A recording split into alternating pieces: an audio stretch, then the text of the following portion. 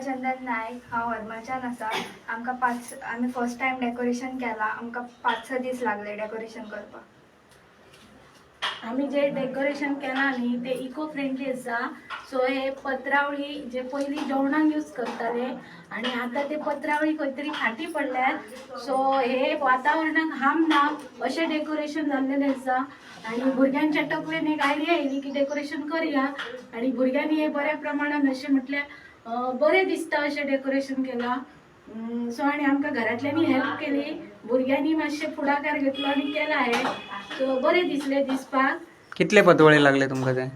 पत्रावळी आमकां एक 1000 सुमार लागले आसतले।